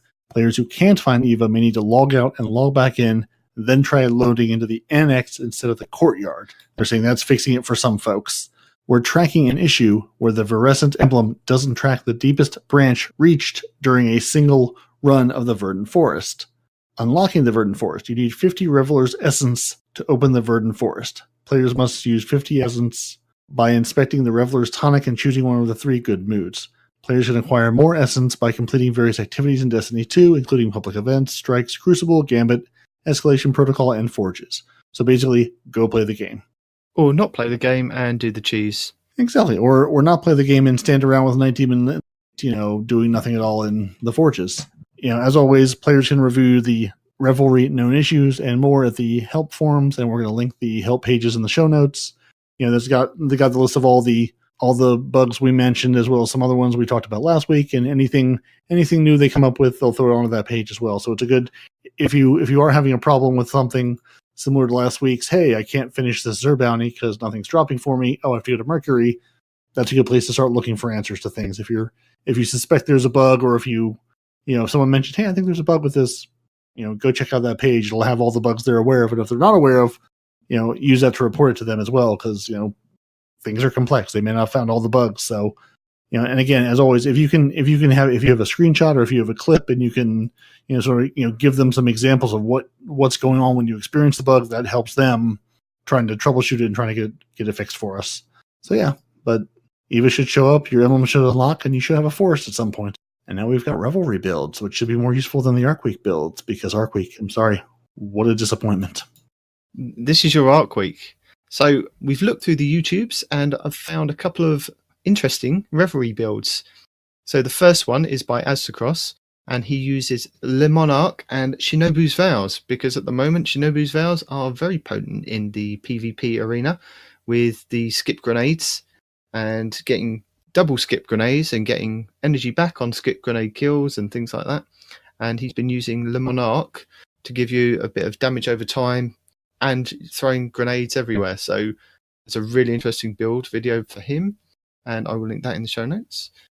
There's also a Doomfang Pauldron and Reveler's Tonic video by Eeyore, which is basically infinite shield throws using the Reveler's Tonic and melee. Yeah, I think it's grenade. I don't think it's melee. I think it's the grenade throws your shield, because I did in my limited run through the forest play around with that, and yeah, you just, it's a little disappointing you're in the forest because there's nothing really to bounce it off of, but you can definitely just throw the shields forever, and very similar to the bottom tree Arc Titan, you can just throw the shields over and over again with the Doomfang Pauldrons, which is, yeah, as you mentioned, which is Respawn's favorite new class. See, I know you're trying to get a rise out of me, and it's working, so stop. The system works. We have a build for Infinite Arc Conductor by Destiny Fun Police. That was fun. I tried that. That was nutty, right? For a Titan? Oh my god, that was nutty. But saying that, he's put the Risk Runner, and again, using Reveler's Tonics to generate your grenade energy, and like we've pointed out a couple of times in build videos, throwing grenade on the floor and triggering the Risk Runner perk and getting the shield. It would also still work for a Warlock as well. If you popped your Reveler's Tonic on grenades and then threw your grenade on the floor and triggered the Risk Runner, I know he works primarily on a Titan, but again, that would work for a Warlock. Saying that, we have Infinite Devour Warlock build, and that is by Destiny Fun Police as well. So that, I believe, is with the exotic gauntlets, the Controverse Hold. So this is where you consume your grenade energy to constantly recharge your health. The exotic perk is Chaotic Exchanger. Resist incoming damage whilst charging your Void Grenade with Chaos Accelerant. Feeding the Void or handheld Supernova, charging Void Grenade returns a random amount of grenade energy on hit. So using that, he's able to constantly, reboost his health up, and that's quite an interesting, fun build. There is the Chromatic Arbalest Warlock build by Aztecross, where he's used, again, the Arbalest and the Chromatic Fire chest piece for the Warlock, and he's got some wicked explosions from that video. There is the Ashen Lion Titan build by Destiny Fun Police. Got a lot of Destiny Fun Police love this week. He uses the Fighting Lion, the exotic grenade launcher, and the Ashen Wake gauntlets for the Titan. So he's basically using the perk on those gauntlets that turn your grenade into an explosion bomb. So he's chucking those out and then firing off a Fighting Lion, and with all the explosions going around people, especially the Revelry going on. We also have the Swashbuckler Titan build by Destiny Fun Police. That's where he's using Frontal Assault and charging people down with a melee, and using the Swashbuckler perk on a weapon, which is if you get a melee kill, it then buffs your weapon that's got Swashbuckler on it. It gives you a +5 advantage for damage. So he's sprinting, killing somebody, or punching somebody and killing them, and then turning around and killing somebody with the Swashbuckler perk on. He's got a sidearm, but I've got this on a shotgun, which would probably work just as well. Yeah, that'll be filthy because I've got the Swashbuckler on the gnawing hunter auto rifle, and it's it doesn't kill quite as quick, but I've definitely been playing that with that in the forest some, and just seeing the damage buffs that Swashbuckler perk gives you. So yeah, keep an eye out for that Swashbuckler perk dropping on some of these new weapons, because especially with the Revelry, it's going to give you some brutal damage output. I don't even want to think about it on a shotgun. That's got to be amazing. And the last build is for the Hunters. Here are Respawn's one for you. It's a fun trip mine build with the young Ahamkara Spines gauntlets. So that's, they last longer, the trip mines. Don't know if he's actually put the build together himself, but he's just done a video pointing out what you can do. And I think he threw about 9 trip grenades on the wall using a Revelers tonic. So nobody's going to come near you when you've got all these trip mines all over the place. So that's quite an interesting thing. You say that, but my big problem with trip mines is how long it takes them to activate. I swear, I've put a trip mine on the ceiling. That way, whenever they come in, it's immediately going to set it off. They run by it, they trip it, but the explosion happens behind them, and then they kill me. I'm like, seriously? Yeah, but you can throw 9 of these bad boys out. Yeah. As long as they don't run past, all of them, I guess we should be fine. Try it and see what happens. Yeah, I'm going to try. I was running a couple strikes with blue screen and panoramics last week, and we were running solar. We had 1 hunter, 1 titan, and 1 warlock, and we were just running strikes with solar grenades, running with the good mood tonic for the grenades, and it was ridiculous. I put the Hellfire Heart chest piece on. That once you get your super up for the titan, it just gives you it buffs your grenade reload. And honestly, I never threw the second grenade. I could not throw grenades fast enough to have my second grenade even be a thing. And I think we maybe shot the gun 2 or 3 times in the whole strike. We just ran through. Doesn't matter what strike it was. We just ran through throwing grenades at everything. We made Shax very happy when he screams you to throw more grenades. That's all we did, and just laid waste to everything. It's a lot of fun just throwing grenades at everything that comes apart. We ran a couple Nightfalls doing the same thing, just putting the Grenadier perk on, and it's absolutely filthy. You cannot throw grenades fast enough to empty your grenade. It's ridiculous. So, any of those, get grenade kill perks, or if you're trying to get, there is a triumph for every class and subclass to get 200 grenade kills. This is a great time to do it. You can run around and just throw grenades at things for 20 minutes and never run out of grenades. It's stupidly fun. Shax, the other day I was playing. It's all like the team I was playing on was Blueberries, and we lost. And Shax was just like super calm about it. He goes, "They have guns. You have guns. What happened?" I was just like, you know what, Shax? I hate you so much sometimes. Because you didn't throw more grenades. Right, you should be throwing grenades now. You should be throwing grenades as I speak. Right. No, but this was before all this nonsense has been going on. But yeah. That's why you lost. You didn't throw more grenades. You're right. You're right. Actually, no, that is a thing that's with me, as I rarely throw grenades. I'm more of a shoot and stab kind of guy. Do have one more build to go through, which is for Gambit Prime and a Titan. And it's a top tier Titan collector build by Crispy Bacon 808. And he's using the Kepri's Horn, which is intrinsic exotic perk is Solar Rampart, which is when you put your barricade down, it sends out a flame of solar, a bit like the grenades that you can toss out. Using that and a collector's set, he shows you Just lay waste to everything with walls of fire. Put one of those down in front of the ads, melts everything, I bet. Yeah, it's just a fire explosion everywhere. He runs with bottom tier solar on the Titan, and it kind of synergizes with his build. He uses Jotun as well, and he's getting kills. As you know, he's not leaving it up to the Reaper to get the kills. He's actually in there getting all the kills. He's to get more motes to bank and to get the big blocker at 20. Sounds a lot like the old Taikanaut and Napalm rocket launcher from D1. Yeah, pretty much. I saw somebody. I want to credit Destiny Fun, please, because I just saw a clip on Twitter weekend of 6 Titans running Kepri's Horns. Yeah, Destiny Fun, please. Then just throwing up walls in Crucible. It's like you can try to get near us, but the world's going to catch fire. Right. So again, with your Revelers Tonic this week, that would be a good build to use. Right, moving on to any other news and tips and tricks. We've got a couple of items from Reddit and over on the forums.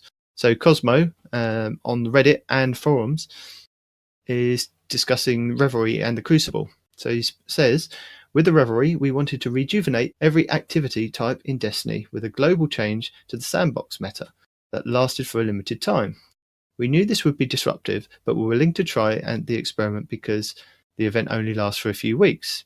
It's clear we overshot. Instead of adding excitement and variation to the Crucible, especially in competitive, we've instead made the experience random and frustrating. We don't have the ability to immediately remove tonics in competitive via our servers. We'll continue to investigate possible changes, but this experiment will have to run the duration of the Revelry before we can patch the change. We've learned a lot from the last 2 days of the Revelry.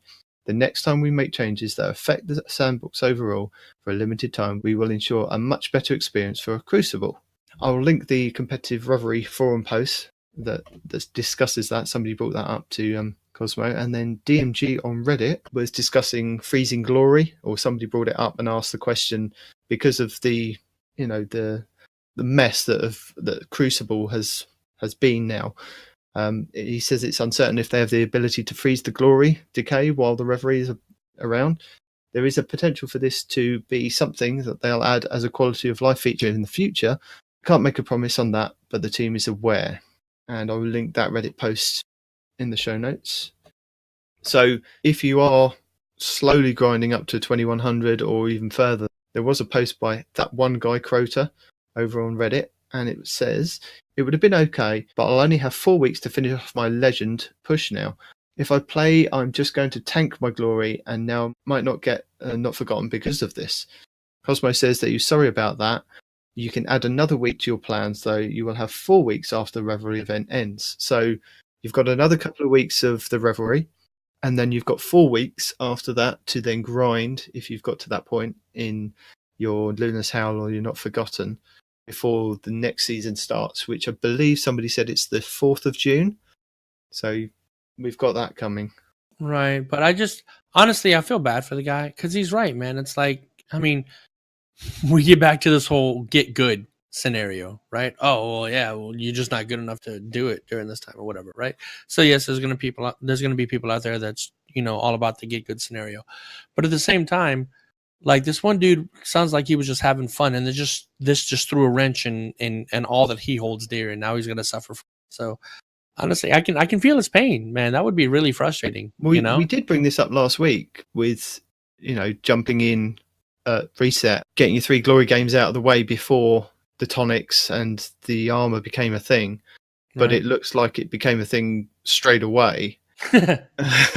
Unfortunately, and I'm in that boat because I was slowly grinding to 2100 halfway there at the moment, and I've still got to do my 3 competitive games this week. So I'm really reluctant because I know that I'm just going to go in and it's just going to be bad for me, and I'm going to go down in points, and the same next week and the week after, kind of thing.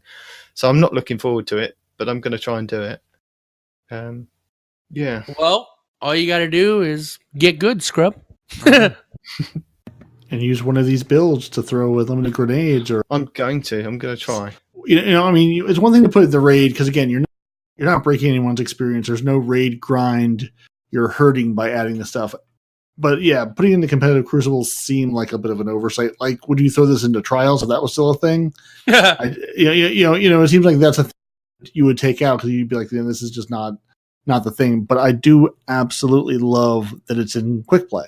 Because I think, I love that this is sort of like one big Prometheus Lens weekend. What I don't understand is they were able to take it out of private matches where people could have gone in and tested these things, and private matches, right. It wouldn't have affected anything. But why couldn't they take it out? Because private matches is probably its whole other stack. It's probably its whole other, other tree of here's the sandbox. Then this additional set of stuff for private matches that obviously comp and quick play just don't have. I mean, again, I'm not a game developer. I don't know how this stuff works, but if I had to guess, it's one of those things where it's something in the client where you've got to make a client update. Like they were able to turn off the weapon drops because they could just say, "Hey, stop dropping this weapon for everybody on the server side." It's probably not quite as simple. There's no server change they can flip to say turn this off. Like I said, it's a whole sandbox change. So it's like, to say whole sandbox except for this, that's a whole lot more work than just saying, hey, let's, we're sorry, it sucks. It'll be 2 more weeks until it runs its course. But yeah, I mean, I definitely got a feel for people. I know Cammy Cakes was talking about, he had promised a friend of his, getting her on her Luna's Howl, either Luna's Howl or not, or both, as a birthday present. And he's like, we went in and there's just no way. He's like, you just can't carry anybody right now because like a stray grenade ends you right now. It's like it's all just chaos. Which I think is great. You mean one of the 30 that's on the map right now? Right, precisely. Yeah, right. Yeah, exactly. I mean, you run in, and something's going to kill you. And again, it's fine in quick play where the stakes are much lower. And I mean, Iron Banner is going to be absolutely nutty next week. I'm looking forward to just seeing what absurd people come up with to run Iron Banner with. Because again, we're going to have unlimited grenades or unlimited fiery walls or 15,000 throwing knives. Or, again, it's all. I really appreciate the bold move of let's make this in the sandbox. Because again, most things it's not going to break. Except for the orbs apparently guitar airing people all over the place. But it's not hurting anything except in a competitive setting where your competitive setting goes from a skill based game to just absolute. To mayhem competitive, which, I don't think anybody wanted. And I don't know if they didn't foresee that or didn't think it through or just said, hey, let's try this as a test. It'll give us a whole lot of data, and to see where we go with that. But yeah, it's definitely an interesting change to say we're going to have this major change take place through the entire world. And honestly, and maybe this is testing, again, in our upcoming light and dark, scenario, maybe this is sort of a test for, we need to put in a huge, sort of a huge meta change, a huge sandbox change that affects everything. Let's see what breaks, let's see what things we haven't thought of yet that might cause us problems when we do try to do something like this in the future, so who knows? To round off the show, we have our weapon spotlight, Valkyrin, which you can get from the gunsmith. And this comes from True Vanguard, and he shows you the version that he's got, which is a God roll. He says for PvP, which has kill clip, quick draw, ricochet and high caliber rounds, arrowhead break for the barrel, range masterwork, and a counterbalance stock mod. So that's one to check out if you've got it, or you can go and get one from the gunsmith. It's a pretty good one. It's 720 RPMs. It's one that I've enjoyed. It's an archetype that I really enjoy. It's very similar to, it looks like a sand wasp, which is the blue one that you can get from random drops. Also the Perseverance, and then there was a Dead Orbit one that you could get when the faction rallies were on. Very fast firing, very stable if you can get a good roll on it, and very hard hitting with like high cal rounds on. it's a very decent one to try out, and if you can get hold of it, I recommend it. So that is our weapon spotlight for the week. Respawn, did you have something to say? So, yeah, a little bit. So, when you're talking about that gun and how it works, in my mind, I saw you wearing not the armamentarium, the exotic that reloads your auto rifle every second. Is that called? That thing, yeah. Yeah. Well, okay. Anyway, so that I can see you wearing that. Thank you, the Axiom War Rig. I can see you wearing that with that gun, and just like I don't know. I got this image of like the British back in the day, right? You know how they march in a line? I can just see you walking straight into combat, singing, "I got more bullets than you have health, dude." It just mowing everybody down, right? With 720 RPM and that vest is just reloading your ammo. I could just see you just laying on that trigger until somebody dies. I don't know why that popped into my head, but it's just a funny image. Just seeing you do that. Yeah, right. But yeah, I'm sorry. I'm a little goober today. I'm tired. Also for everybody, believe it or not, I don't know if this was mentioned in the last show or the shows that I missed, but we are now actually on Google Play Music now. We haven't been previously. That's something new for us. So if you go to Google Play, you go to podcast, you search Two Titans and a Hunter. We are now on Google. So booyah! All right, everybody. Thanks for the show. I love everybody except that I don't. Check out all our links at Facebook, which I don't know what it is, and Instagram, which I think we have one, and what the hell's the other one? Twitter. Pretty sure we got one of those too. What is it? I have no idea, but you can find us. So Don't do anything that man says. Thank you for joining us this week. Your Titans of always have been Parody and Night Demon. Your Hunter is no one respawns in real life. He has returned to us. You can email the show at twotitansandahunter@hotmail.com. Hit us up on Twitter. We are twotitans_hunter. You can find us on Facebook, YouTube, Spotify, Overcast, Undercast, all the casts. You can find the Frozen Clan page at join.frozen.party, and that's Frozen with a 0, as our benevolent dictator Panoramics told us about last week.